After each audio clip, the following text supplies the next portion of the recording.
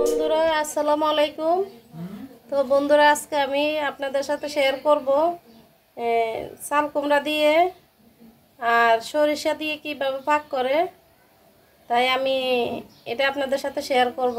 আমি আগে থেকে চাল কুমড়াগুলো কেটে তারপরে তাওয়ার ভিতরে তাওয়া এগুলোরে আগে থেকে আমি এই যে খোলা দিয়ে নিয়েছি তাওয়ার ভিতরে, এই যে এভাবে করে নিয়েছি আমি।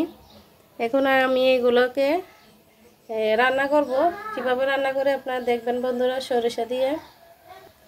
বন্ধুরা দেখেন, আমি এদিকে চাল কুমড়াটা ধুয়ে আনছি, বিচিগুলো ফালাই দিছি।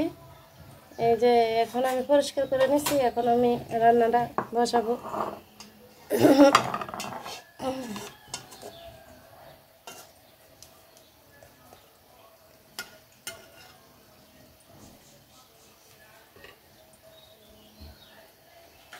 পেঁয়াজগুলো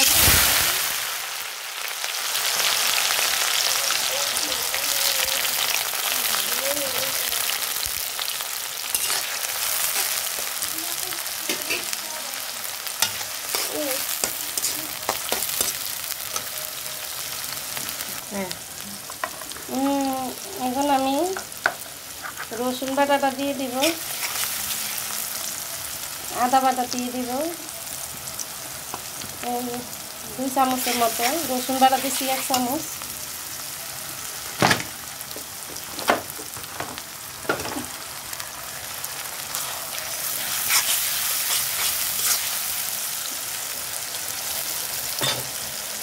এখন আমি হলুদ দিয়ে দিব 1 চামচ, ধনিয়ার গুঁড়ো 1 চামচ, মরিচ 1 চামচ, আর সব মিক্স মশলা 1 চামচ।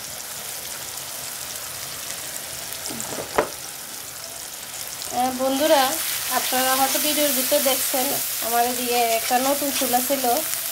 এই চুলাটা আমার একদম জাল উঠে না, জাল কম আসে।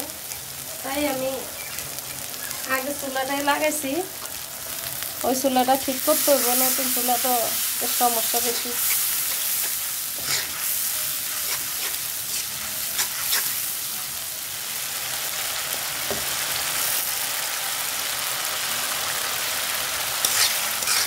আমি লবণ দিয়ে দিছি আগে, এখনো সরিষাটা দিই নেই। সরিষাটা আগে দিলে তিতা লাগবো, তাই সরিষাটা আপনারা একটু পরে দিবেন।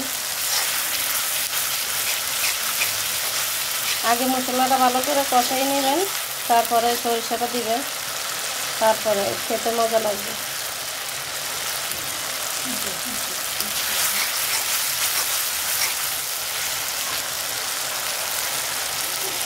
এখন আমি সরিষাটা দিয়ে দিব।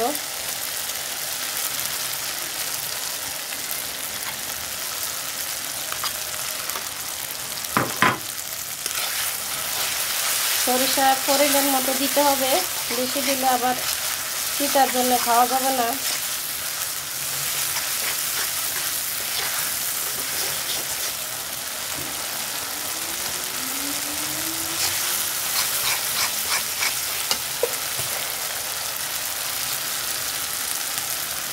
এখন আমি কুমড়াগুলো দিয়ে দিব।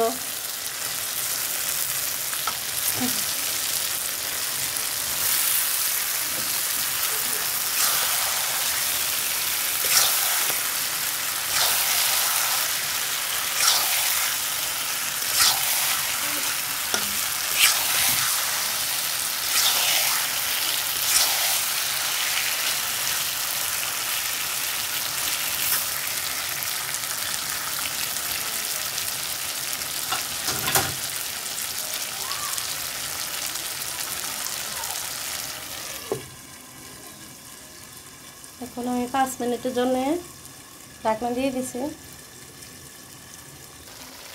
বন্ধুরা এই যে আমার চাল কুমড়া দিয়ে সরষা দিয়ে রান্না হয়ে গেছে। বন্ধুরা দেখছেন তো, দেখতে কত সুন্দর, খেতেও কিন্তু সেরকম মজা।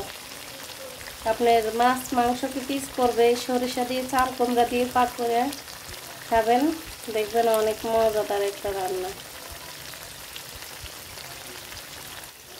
এই আর কি বন্ধুরা, আমি এই চাল কুমড়াটা দিয়ে পাক করছি। একটা চাল কুমড়া নিয়েছিলাম 30 টাকা দিয়ে, তাই এটা দিয়ে আমি পুরাটা নিয়েছি। বেশি বড় না, ছোটোই সাইজ। আর এইটুকু আমি রাইখা দিছি রে, আর ওইটা দিয়ে আমি রান্না করছি বাকি অংশ দিয়ে। এখন আমার রান্নাটা হয়ে গেছে বন্ধুরা। হ্যাঁ বন্ধুরা, দেখেন আমার চাল কুমড়া দিয়ে সরিষা দিয়ে আমার এই রান্নাটা, হ্যাঁ আপনার বাসায় ট্রাই করবেন। অনেক মজাদার একটা রান্না। সরিষা দিয়ে তো ইলিশ খাইছেন, সরিষা দিয়ে চাল কুমড়া খেয়ে দেখেন, অনেক মজাদার রান্না। দেখেন বন্ধুরা, দেখতে যত সুন্দর, খেতেও কিন্তু এরকম সুন্দর। তাহলে বন্ধুরা, আজ এই পর্যন্তই। কালকে আবার দেখা হবে অন্য কোনো রেসিপি নিয়ে। আল্লাহ হাফেজ।